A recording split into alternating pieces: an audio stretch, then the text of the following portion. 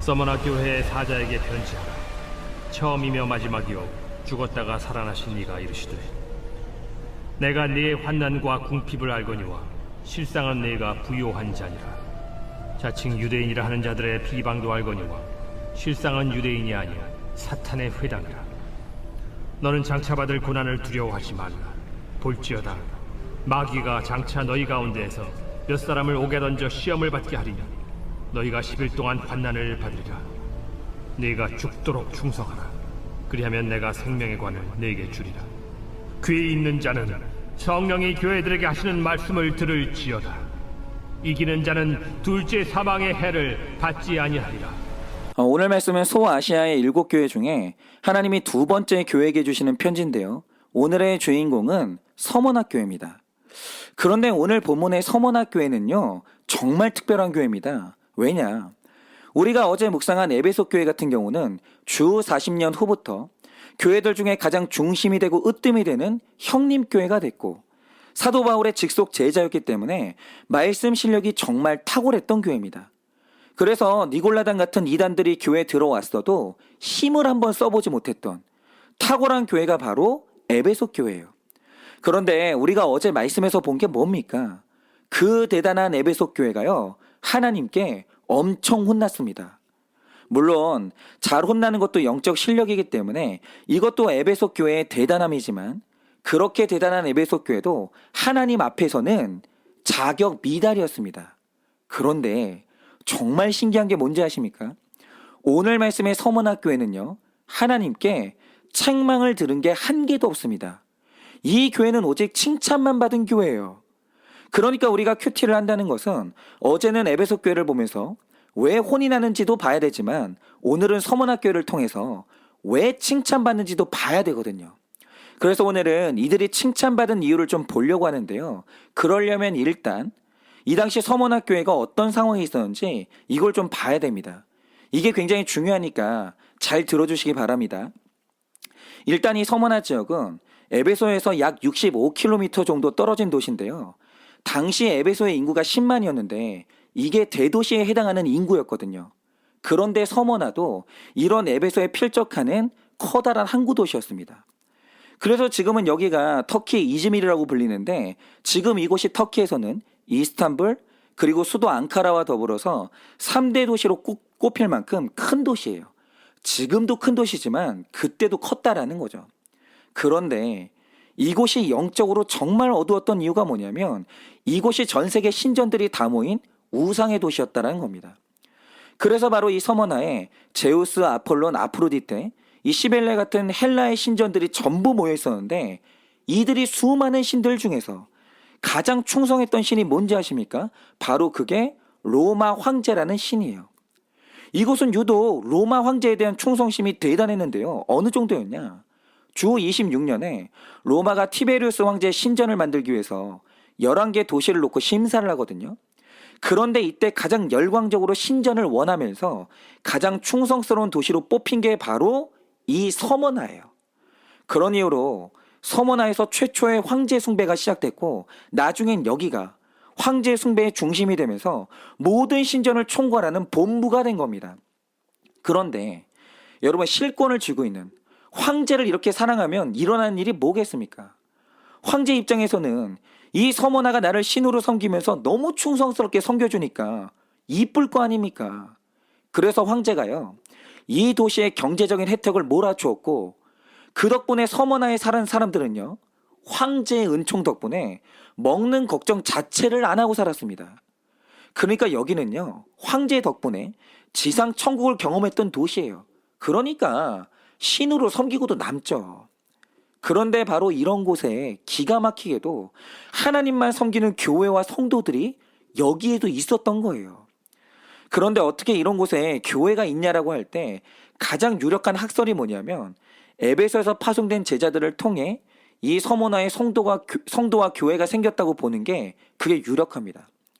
어쨌든 이런 곳에 하나님만 섬기는 교회가 생겼으니 그러면 어떤 일이 생기겠습니까? 오늘 말씀을 보면 서머나에서 성도들이 당했던 일을 딱 두 가지로 표현하는데, 바로 그게 환난과 궁핍이거든요. 그럼 이게 어떤 상황을 묘사한 거냐? 일단 원어로 봤을 때 환난의 뜻이 뭐냐면 지금이야 곡식을 가루로 만들 때 믹서기 같은 걸로 갈아버리지 않습니까? 그런데 이때는 어떻게 했냐면 말이 끓어야 움직일 만큼 거대한 맷돌을 만든 다음에 그 맷돌이 지나가는 길에 곡식을 뿌려놓는 거예요. 그러면 어떻게 되겠습니까? 그 맷돌이 곡식을 으깨면서 가루로 만들어버리는 건데요. 이렇게 무거운 돌에 의해서 곡식이 으깨지는 모습에서 나온 단어가 뭐냐? 바로 그게 환란이라는 단어예요. 그런데 지금 성경은 서머나 교인들이 당했던 탄압을 표현하면서 이게 환란이라는 단어를 쓰고 있거든요. 그러면 왜 이런 표현을 썼겠습니까? 서머나라는 도시는 황제에 대한 믿음을 중심으로 하는 일종의 종교 공동체이기 때문에 황제를 숭배하지 않는 사람은요, 정치 지도자가 될 수가 없었어요. 그러니 당시에 황제를 숭배하지 않는 기독교인들은 어떤 경우에도 정치 지도자가 될 수가 없었고, 그러면 기독교인들에게 나의 안전과 입장을 대변하는 정치인이 없는 거예요. 그러니 서머나 도시에서 조직적인 박해가 있을 때 곡식이 맷돌에 으깨지듯이 속수무책으로 짓밟힌 겁니다. 우리를 막아주는 권세자가 없거든요. 길거리에서 내 자녀가 맞아 죽고 내 배우자가 강간을 당해도 편들어주거나 보호해주는 사람이 아무도 없는 거예요. 완전히 으깨지는 겁니다. 그런데 이거보다 더 심각한 문제가 궁핍이었는데요. 헬라어에서는 이 가난을 뜻하는 이 단어가 두 개가 있는데 하나가 페니아라는 단어고 또 하나가 포토케이아라는 단어인데 이게 같은 가난의 뜻을 가지고 있지만 굉장히 의미가 좀 다릅니다.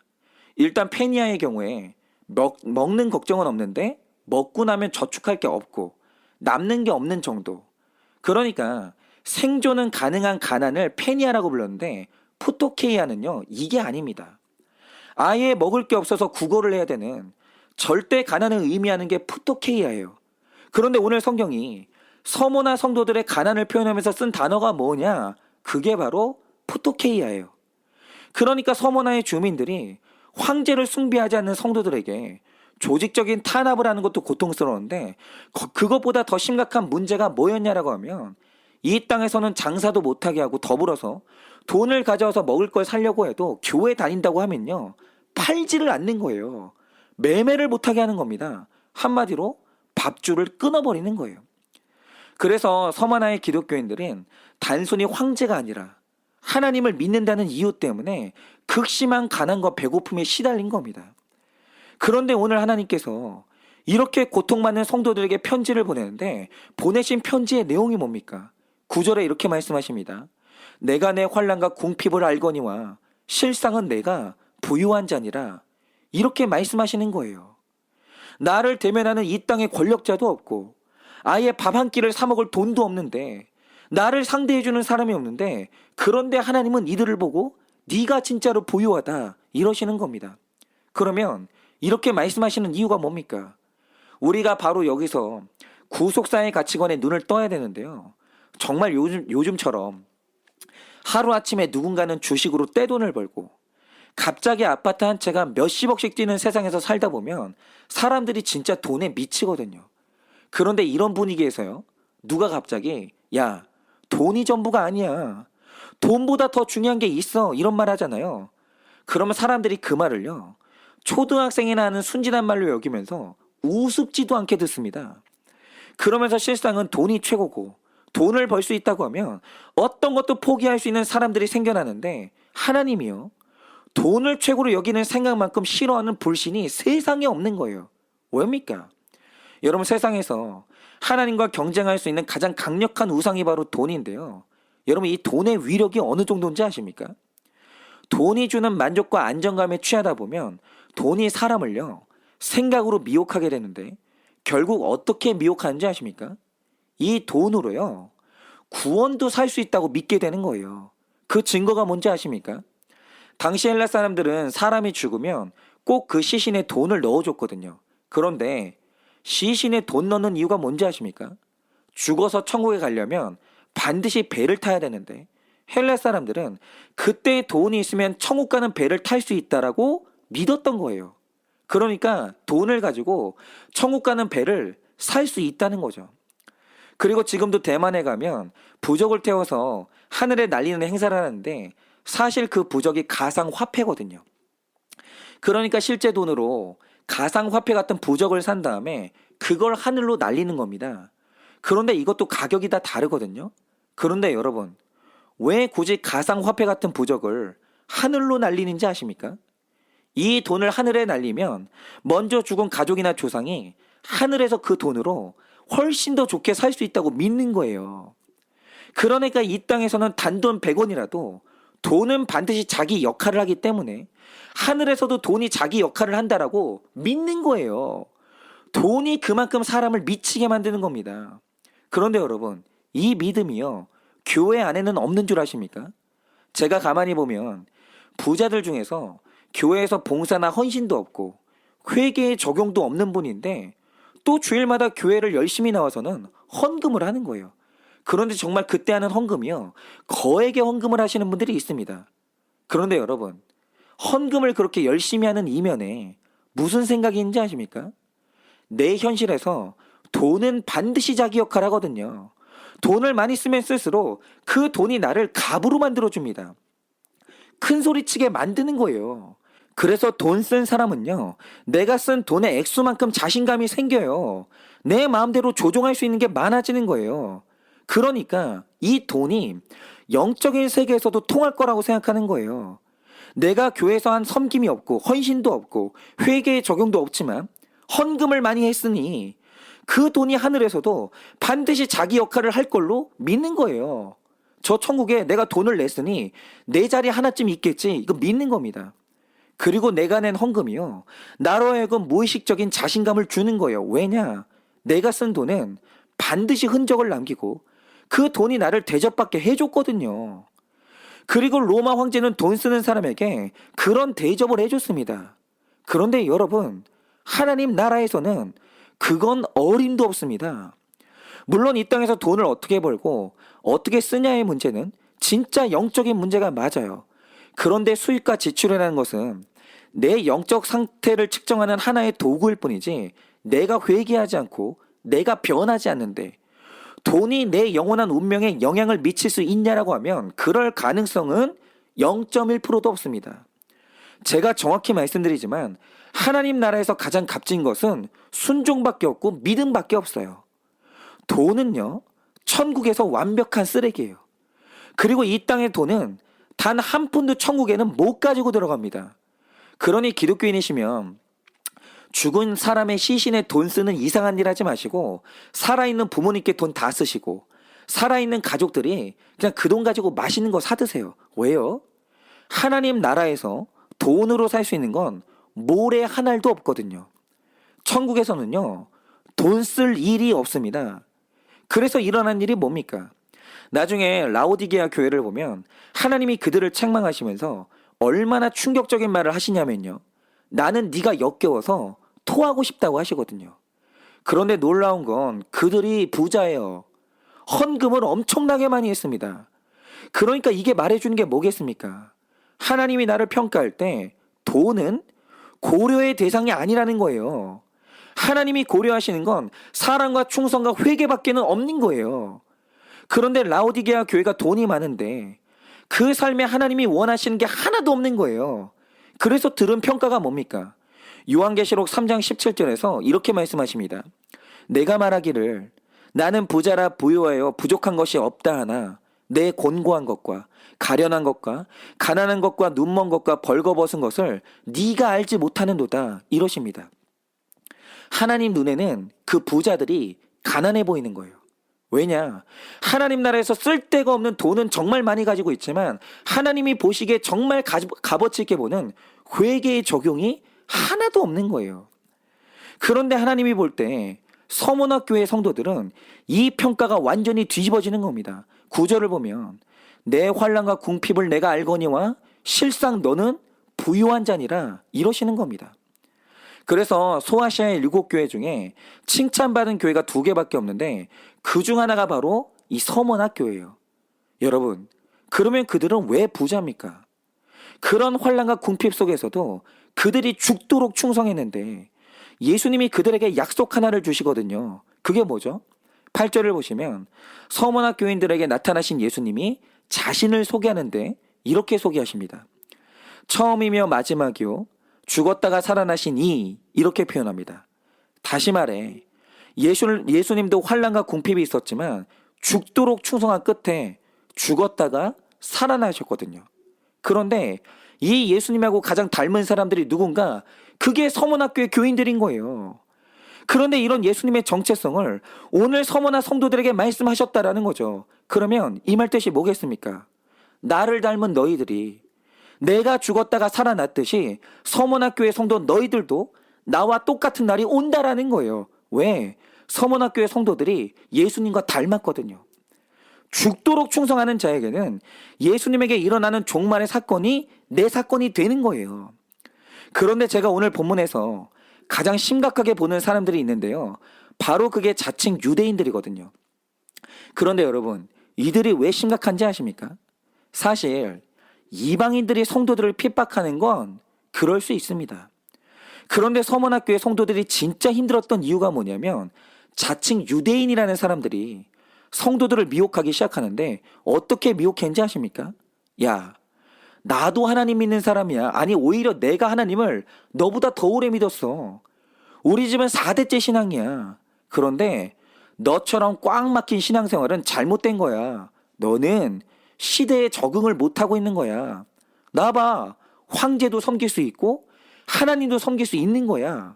네가 잘못 믿고 있는 거야. 이런 식으로 하나님을 믿는다는 유대인이 신앙을 지키는 나를 비방하는 거예요. 이게 자칭 유대인들이거든요. 그런데 서문학교의 성도들을 가장 흔들고 가장 힘들게 한 사람들이 바로 이들이었다라는 거죠. 같은 믿는 사람들. 그러니까 여러분, 교회 안에는요, 분명히 죽도록 충성하는 서문학교의 성도들도 있지만 교회 안에 머물면서 황제를 숭배해도 괜찮다고, 네가 하는 신앙생활은 너무 꽉 막힌 신앙생활이라고 하면서 같은 신자의 믿음을 흔드는 자칭 유대인이고 사탄의 회당이 분명히 있다라는 겁니다. 분명히 있어요. 그런데 이 자칭 유대인들에게 주시는 하나님의 경고가 뭔지 아십니까? 10절에 죽도록 충성한 서머나교의 성도들은 생명의 관을 받는데 11절에 자칭 유대인들은 둘째 사망의 해를 받는다라는 겁니다. 그럼 여러분, 둘째 사망의 해가 뭡니까? 성경을 보면 이 사람에게 일어나는 총 3가지의 죽음을 말하는데요. 첫째로 신자건 불신자건 모든 사람이 당하는 육체의 죽음이 있어요. 그리고 두 번째로 죽음 직후에 영의 상태로 당하는 고통이 있거든요. 그런데 사실 이거는 본격적인 고통이 아닙니다. 왜냐? 물론 믿지 않는 자가 죽어서 영이 되면 그때부터 하나님께 버림을 받거든요. 그런데 이건 본격적인 고통이 시작된 게 아니고요. 앞으로 형벌을 기다리는 절망적인 상태가 된 겁니다. 그런데 여러분, 정말 무서운 게 뭐냐? 예수님이 재림하시는 그날 신자와 불신자 모두 영원히 죽지 않는 육체로 부활하게 되는데 바로 그날 영으로 지옥의 심판을 기다리던 사람들도 육체로 일어나서 그 육체가 이제 비로소 지옥으로 가게 되거든요. 그러면 그때부터 본격적이고 영원한 고통을 당하게 되는데 바로 그게 둘째 사망의 해예요. 그런데 이 땅에서 황제 숭배하면서 성도들을 비방하다가 죽음을 맞이하는 자칭 유대인들은 둘째 사망의 해 가운데 떨어진다라는 겁니다. 그런데 이 땅에서 환난과 궁핍이 있었으나 죽도록 충성한 성도들은 이 둘째 사망의 해를 당하지 않고 생명의 관을 받으니, 그래서 하나님이 이들에게 하는 말씀이 뭐냐면 실상은 네가 부유하다라고 그렇게 선언을 하시는 거예요. 제가 오늘의 이것과 관련해서 꼭 나누고 싶은 분이 한 분 계시는데요. 제가 화요일에 이 평생 잊을 수 없는 만남을 하나 가졌습니다. 한 성도님이 경상남도에서 서울에 있는 저희 교회를 방문하신 거예요.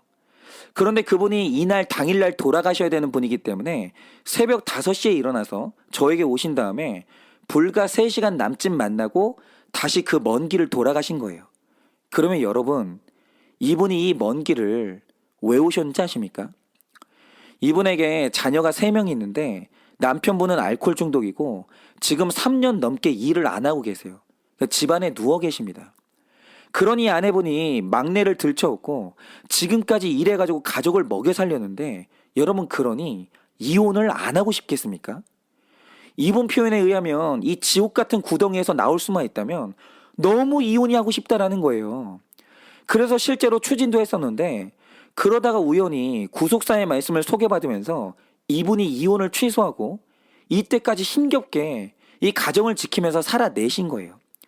그런데 잘 견디다가 어느 날 3시간 저를 만나겠다고 서울까지 오신 이유가 뭐냐 하면 지금의 삶도 너무너무 힘들지만 겨우 버티고 있었는데 얼마 전에 넷째가 생긴 거예요. 그러니 여러분, 정신적으로 이게 감당이 되겠습니까? 그런데 이분이 제 마음을 뭉클하게 만들고 정말 존경스러운 게 뭐냐면 애가 생겼다는 걸 알자마자 저한테 달려오신 거예요. 그리고 그 먼 길을 이제 달려와서 저한테 물어보신 게 뭐냐면 당연히 목사님을 만나면 이 애를 낳아야 된다고 말할 거라는 건 안다는 거예요. 그런데 중요한 건 내가 왜 얘를 낳아야 되는지 그 이유를 좀 말해달라는 거예요. 그래서 제가 오늘 본문의 말씀을 해드린 거예요. 여러분, 생명이라는 것은요, 세상에서 가장 귀한 것이기 때문에 생명을 죽인 일은 하나님이 반드시 책임 물으십니다. 여러분, 생명을 죽였는데 하나님이 값을 치르지 않는 경우는 어떤 경우에도 없는 거예요. 그런데 정반대로 생명을 살리고 지켰는데 하나님이 그걸 그냥 넘어가시는 경우도 하나님 나라에서는 없어요. 여러분, 생명 하나를 살린 값은요, 하나님이 영원한 구원과 그의 삶으로 반드시 상으로 갚아주십니다. 여러분, 하나님 나라의 사전에 죽도록 드린 충성에 대해서 공짜는 없는 거예요. 그런데 제가 이걸 앉혀놓고 말씀을 드리니까 이분의 반응이 뭔지 아십니까? 반론이 없어요. 그 이상 저와 어떤 논쟁도 없고 이제 내가 왜 이 아이를 낳아야 되는지 알겠다라고 하면서 잘 낳아서 기르겠습니다. 이 말씀하시고는 돌아가셨어요. 낳아서 기르겠다라는 거예요. 그런데 제가 죽도록 충성하고 순종하는 그 뒷모습을 보면서 얼마나 마음이 뜨겁고 제가 얼마나 목사로서 부끄러운지 모릅니다. 왜냐하면 저는 그렇게 죽도록 충성해 본 일은 없었던 것 같아요. 죽도록 충성하는 거예요. 목사한테 이 애를 낳아야 되는 그 이유 한마디를 듣고는 불순종의 언어가 없는 거예요. 바로 순종하는 겁니다. 그러니까 제가 그 밤에 잠이 안 오는 거예요. 그래서 제가 그날 밤에 이렇게 잠이 안 오니까 자다 말고 그 집사님을 위해서 이 땅에서 복을 비는 기도를 해드렸습니다. 하나님, 지금 저분이 하나님의 말씀을 듣고 이 아이를 낳고 기르겠다고 죽도록 충성했으니까 저 넷째를 길러낼 수 있는 풍성한 물질 주시고 주님 건강 주시고 그 태어나는 넷째에게 지혜를 주셔서 이 땅에서 높이 쓰임받게 해달라고, 정말 귀한 주의 종이 되게 하시고 저 가정이 아름답고 풍성한 가정이 되게 해달라고 정말 간절히 기도했습니다. 이 땅의 복으로 아낌없이 복을 빌어드렸습니다. 왜냐하면 바로 이런 기도가 기복이 아니라 팔복이거든요. 왜냐하면 그분은 죽도록 충성했거든요. 하나님이 그런 분에게 뭐가 아깝겠습니까?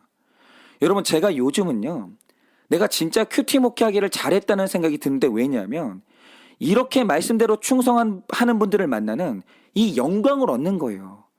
이런 말씀을 전하게 되니까 그런 분들을 만나는 겁니다. 이게 얼마나 영광스러워요. 그러니까 이 특권에 대해서 너무 감사하게 되는 겁니다. 그런데 그 와중에 제가 정말 마음이 아팠던 게 뭔지 아십니까? 이분에게 넷째가 생기는 순간 그 주변에 있는 모든 사람들이 애를 지우라고 낙태하라고 그렇게 말했다라는 거예요. 그런데 문제는 뭐냐면 그 와중에 낙태하라고 하는 사람들 중에 믿는 사람도 있다는 거예요. 바로 그게 자칭 유대인이요 사탄의 회당이라는 겁니다. 여러분, 사람 죽이는 결정을 믿는 사람이 지지하고 유혹을 하는 거예요. 그런데 이분이 그 유혹에 넘어가지 않고 아이를 낳아서 기르라고 죽도록 충성하라고 하는 하나님 말씀에 죽도록 충성을 한 겁니다. 그러니 그 성도님에게 하나님이 반드시 하늘의 것과 이 땅의 것으로 갚아주시고 그분의 실상은 부유한 자인 줄을 저는 정말 믿습니다. 그런데 여러분, 중요한 것은 우리죠. 여러분은 어떠십니까? 여러분은 환난과 궁핍에도 죽도록 충성해서 칭찬을 듣는 성도입니까? 아니면 황제에게 충성하면서 이 땅에 좋은 것을 누리지만 실상은 가난한 자칭 유대인은 아닙니까? 여러분, 정말 저 자신에게 그리고 이 설교를 들으시는 모든 분들에게 정말 바라는 것은 우리가 다 죽도록 충성하기를 원합니다. 그래서 마침내 황제가 아니라 하나님께 칭찬받고 여러분 모두가 다 생명의 관을 얻으시길 예수님의 이름으로 축원을 드립니다. 기도하겠습니다.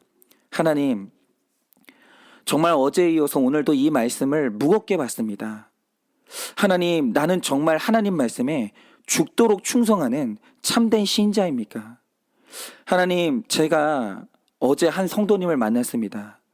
그런데 그 성도님은 하나님의 말씀을 확인하는 순간 숨 막힐 만큼 어려운 환경 속에서도 죽도록 충성하겠다고 하며 자기의 삶의 현장으로 돌아갔습니다.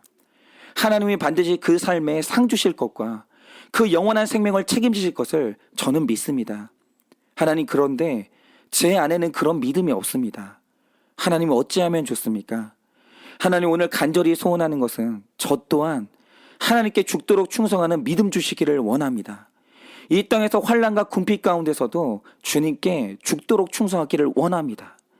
그래서 주님께 칭찬받고 저 또한 생명의 관을 받는 참된 신자가 되길 원하오니 오늘 우리 모두에게 죽도록 충성할 수 있는 믿음을 허락하여 주시고 마침내 주님의 나라에서 칭찬받는 우리 모두가 될 수 있도록 주님께서 역사하여 주시옵소서.